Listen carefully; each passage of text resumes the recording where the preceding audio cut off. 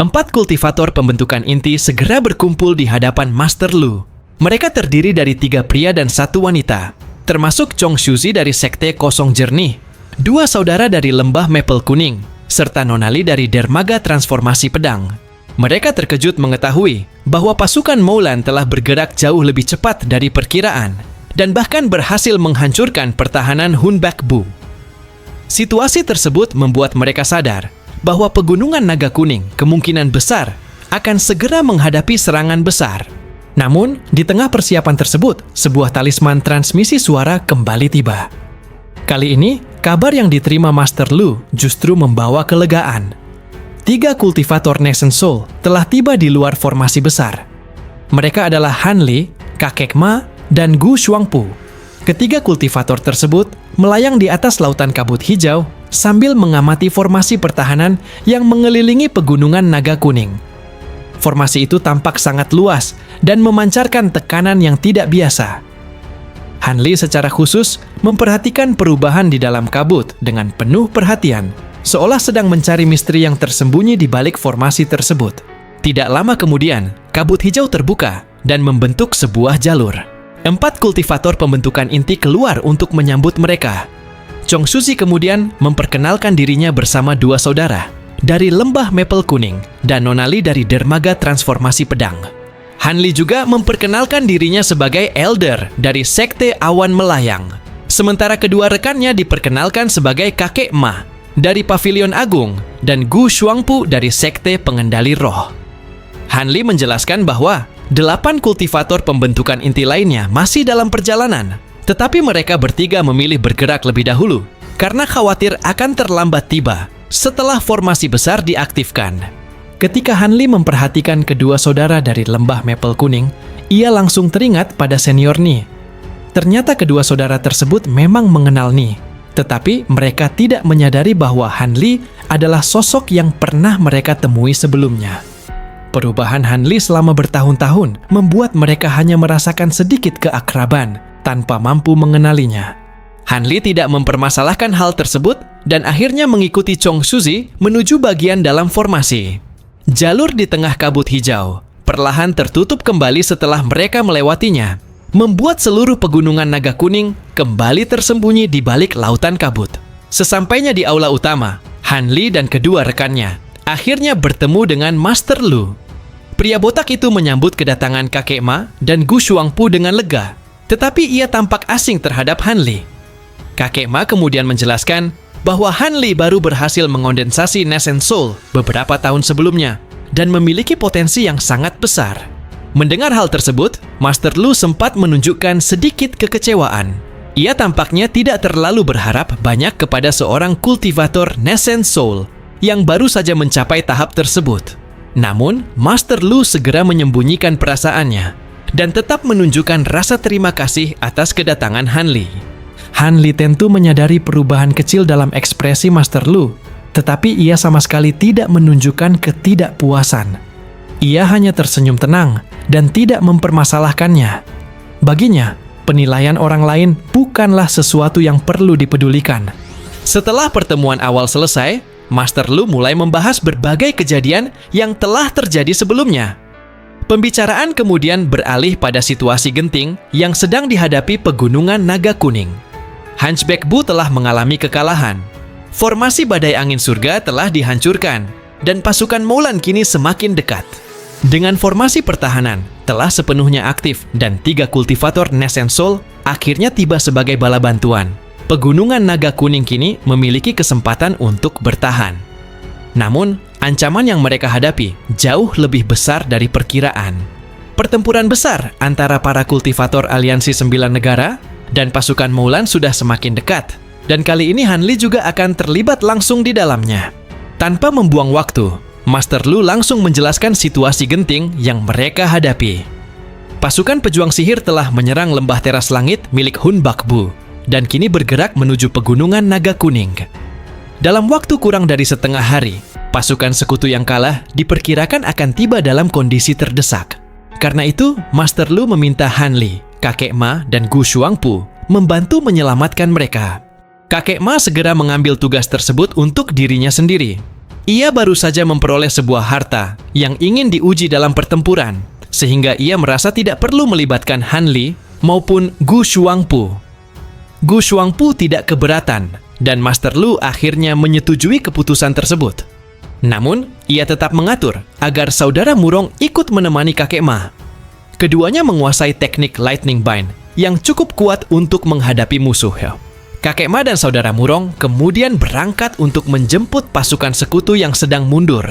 Sementara itu, Han Li dan Gu Shuangpu dibawa ke tempat berbeda untuk beristirahat. Dalam perjalanan, Han Li berpisah dari Gu Shuangpu dan dipandu seorang wanita muda menuju sebuah bangunan kecil yang tenang. Wanita itu ternyata mengenal Ni Yin dan menanyakan keadaannya. Hal tersebut membuat Han Li memperhatikannya dengan lebih saksama. Meskipun baru pertama kali bertemu, Han Li merasakan sesuatu yang familiar. Setelah mengetahui bahwa wanita tersebut dapat bergabung dengan Saber Transformation Dog berkat rekomendasi Ni Yin, Han Li akhirnya mengetahui bahwa namanya adalah Li Yingning. Nama tersebut segera mengingatkan Han Li pada Mo Yuzu. Ia kemudian memastikan asal-usul Li Yingning dan mengetahui bahwa ibunya memang bernama Mo Yuzu dari negara Yue. Han Li lalu menanyakan tentang liontin yang telah disimpan Li Yingning sejak kecil. Begitu liontin giok putih itu diperlihatkan, Han Li langsung mengenalinya. Benda tersebut memiliki hubungan erat dengan masa lalunya bersama Mo Yuzu. Setelah mengamati Li Yingning lebih teliti, Han Li juga menemukan sedikit kemiripan antara wanita itu dan ibunya. Selama ini, Li Yingning hanya mengetahui bahwa ibunya pernah memiliki seorang teman dekat yang merupakan seorang kultivator dan memberikan liontin tersebut. Ia bahkan pernah berusaha mencari identitas orang itu, tetapi tidak pernah menemukan jawabannya. Kini, semuanya terungkap setelah Han Li menjelaskan hubungan masa lalunya dengan Mo Yuzu. Han Li kemudian mengembalikan liontin kepada Li Yingning dan mengakui bahwa sebelum memasuki dunia kultivasi abadi, ia merupakan kakak senior dari Mo Yuzu. Sejak saat itu, Li Yingning mulai menganggapnya sebagai kakak senior Han.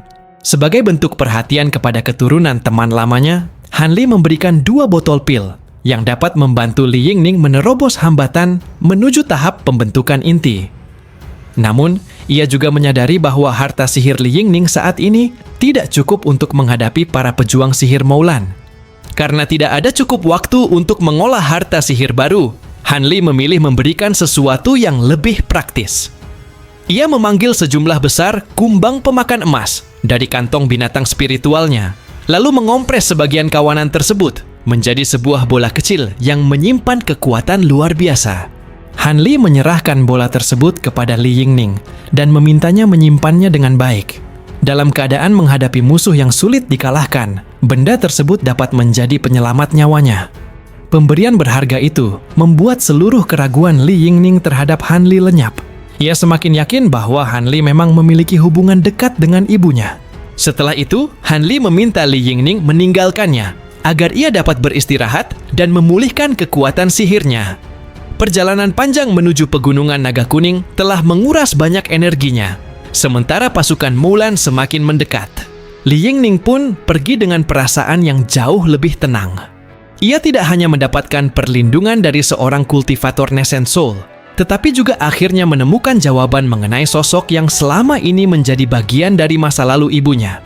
Setelah beristirahat, Han Li kembali memasuki ruang meditasi di lantai 2. Ia duduk bersila dengan mata terpejam, sementara cahaya biru perlahan mengalir di sekitar tubuhnya.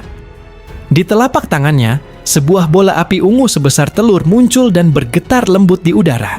Api tersebut merupakan hasil penyempurnaan Han Li dari api es surgawi yang dipadukan dengan energi es milik kelabang es bersayap 6. Setelah melalui proses penyempurnaan yang panjang, Han Li berhasil menciptakan api baru yang kekuatannya bahkan berada 1 tingkat di atas api es surgawi. Ia menamakannya Api Puncak Ungu. Meskipun jumlahnya masih sangat sedikit, kekuatan api puncak ungu sudah cukup mengerikan. Jika mengenai tubuh seorang kultivator Nescent Soul tahap akhir secara langsung, bahkan mereka akan kesulitan menahannya.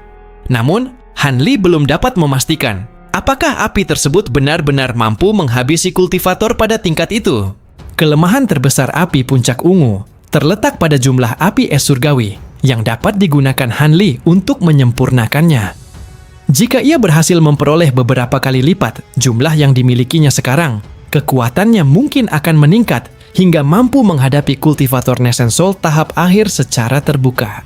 Setelah mengamati api tersebut untuk beberapa saat, Han Li akhirnya menariknya kembali ke dalam tubuhnya. Ia kemudian kembali memikirkan kuali pengosongan surga. Jika benar harta tersebut merupakan harta roh ilahi, seperti yang diyakini Silver Moon, maka kekuatannya akan meningkat secara drastis dan ia tidak perlu lagi terlalu mengkhawatirkan para kultivator kuat di wilayah selatan surgawi. Namun, sebelum sempat memikirkan lebih jauh, seberkas cahaya putih tiba-tiba melesat masuk ke ruangannya. Pesan dari Yingning membawa kabar bahwa kakek Ma telah kembali dan pasukan Mulan akan segera tiba. Han Li langsung menghentikan meditasinya. Ekspresinya berubah serius dan ia segera meninggalkan ruangan menuju aula utama. Ketika tiba di sana, Gu Shuangpu, kakek Ma, dan Master Lu telah berkumpul. Di antara mereka terdapat seorang kultivator berjubah indah dengan wajah pucat dan tubuh yang tampak kelelahan. Ia adalah Bu Yunhe, penguasa lembah teras langit, yang sebelumnya berhasil melarikan diri dari serangan pasukan Mulan. Master Lu kemudian memperkenalkan Bu Yunhe kepada Han Li. Dari kondisi pria tersebut, Han Li langsung menyadari bahwa situasinya jauh lebih buruk daripada yang dibayangkan. Bu Yunhe berhasil selamat berkat bantuan kakek Ma. Bahkan para pengejar dari pasukan Mulan akhirnya mundur setelah menyadari kekuatan harta kuno milik kakek Ma. Namun, Bu Yunhe membawa kabar yang jauh lebih mengkhawatirkan. Invasi Mulan kali ini berbeda dari sebelumnya. Para pejuang sihir yang datang memiliki kekuatan lebih tinggi, dan mereka juga membawa sejumlah binatang buas kuno yang sangat mengerikan. Makhluk-makhluk tersebut memiliki tubuh raksasa dengan daging tebal seperti baja dan dilindungi berbagai pembatasan aneh.